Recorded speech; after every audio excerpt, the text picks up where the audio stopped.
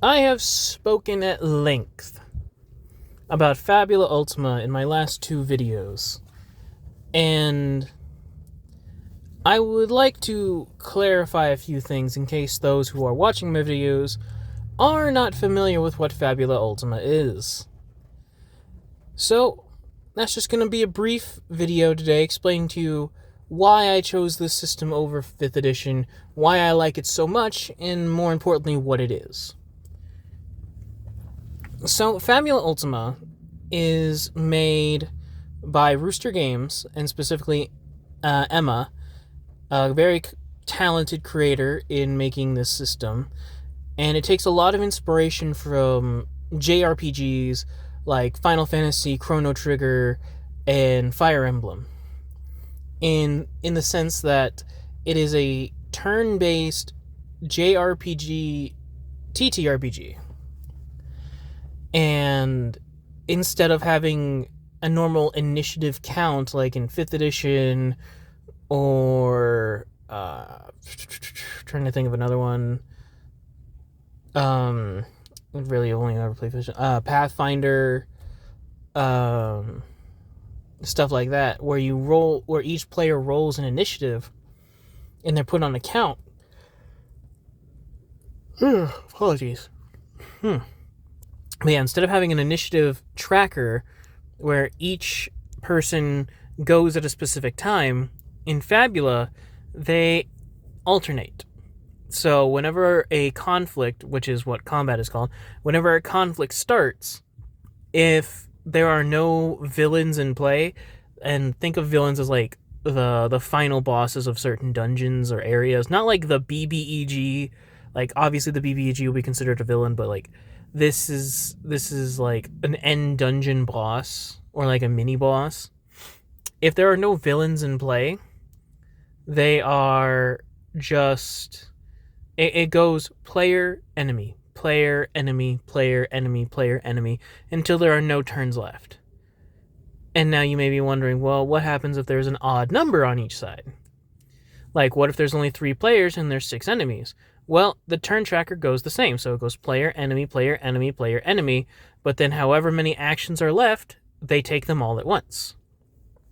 So if you have 3 players and 5 enemies, then the remaining 2 enemies will just go one after another, and then the initiative will start back up again with player, enemy, player, enemy, player, enemy, and it will just go until the end of it. Now, once a villain is on scene, if a villain occurs, then it goes enemy, player, enemy, player, enemy, player. It's a totally separate thing, but that is the general structure of conflict. I like this a lot better than 5th edition, as 5th edition kind of incentivized you to max out your decks if you wanted to get anything done, and if you came in mid-conflict, it didn't really work.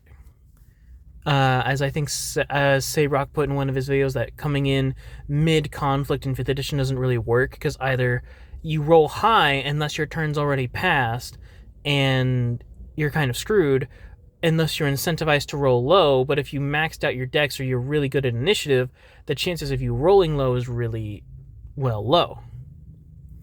So, with Fabula, it kind of allows you to bring in players and NPCs to help you at pretty much any time, because the initiative remains the same throughout. Another benefit that I like from Fabula's combat is the fact that players are not dictated of what time they can go. So if you have 4 players and player A wants to go first, they can. But if player C wants to go first, they can. Every turn, any player can go, and at any time, any enemy can go. There's no like, okay, well, player A is at the top, so player A has to go, and then player B, player C, player D. It's like player C can go, then player B can go, then D can go, then A can go, and then next round, A can go, C can go. It can change each time. It's really dynamic, and it's really interesting to see what kind of combinations the players can come up with.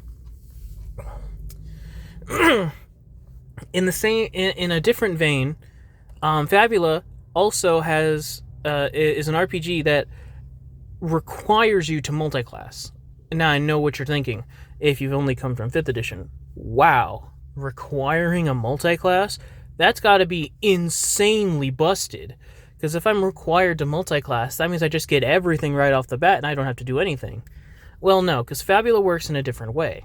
You see, every class that Fabula has 10 levels. And you have 5 skills that you can pick from, and each skill has a certain number of skill levels. And how this works is that when you choose something like, let's say, Elementalist, which is a class in Fabula, they have a skill called Elemental Magic that has 10 skill levels. And every time you gain a level, you gain 1 skill point. And you can put that skill point into any skills that you have or don't have, and that takes up your skill point. And once a class has maxed out at 10 levels, then you have mastered it and you can gain a level the next time you level up in a different class.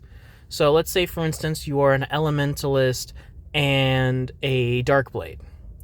If you're an Elementalist Darkblade, Elementalist has Elemental Magic, which has 10 skill points, as well as 4 other skills. Can't name them all off the top of my head. But Darkblade also has a skill called Shadow Strike, which I think has 6 skill levels, I believe.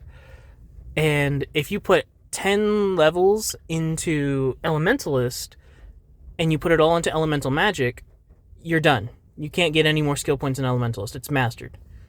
Wow, that seems really restrictive, Brook. Well, actually, no. It's a lot of building. You got to think about what you want to build. And on top of that, every 2 sessions, because of how the experience system works, you gain a level up. Wow, you gain a level up? Yes, you gain a level up. And on top of that, every player starts at level 5. Level 5? Wow, that means in 30 sessions, you're just going to become max level. Well, no. Because you gain 5 XP per session, and it takes 10 XP to level up, and you max out at level 50. So it's going to take a lot longer to max it out. But in the same vein, since every player is required to start at level 5, you gain 5 skill points. And you have to have a minimum of 2 classes chosen and a maximum of 3 at level 5. And you can put your skill points anywhere. So you can have 2 skill points in one, 2 skill points in another, and a 3rd skill point in the last class. You can 4 and 1, 3 and 2, 1 and 3. You can have any combination. And then every time you level up, you put a skill point in one of your non-mastered classes. And then once you master a class, you can get what's known as a heroic. And a heroic feat or a heroic style, depending on how your group decides to run those, is a special thing that you get when mastering a class. You can just pick one. And it's really neat because a lot of them boost the power of a certain class. They allow certain class combinations to work a little bit better. And overall, it's a lot better of a system than 5th edition did, and I am really enjoying my time with it. It is a bit of a read. It's a lot. The simplicity of it is what tricks you, because you look at it and it looks insanely simple, but then when you actually start reading it, that's where the complexity comes in. So, to any of my viewers watching, I would recommend checking out Fabula Ultima. It's what I prefer now. 5th edition has kind of run its course with me. Fabula is kind of where it's at now. It is a very fun system. It's getting updates. There's an active homebrew community. It's very nice. But yeah, it's just a really fun JRPG, TTRPG that I'd recommend to anybody to try at least once. It's super fun, super easy to... It's a super fun read, and it allows you to kind of create any character you want. Because all the abilities, like I said in my previous video, are very generic and mesh well with a lot of other things, so you can mix together like 5 different classes and create your ideal concept. It's really fun.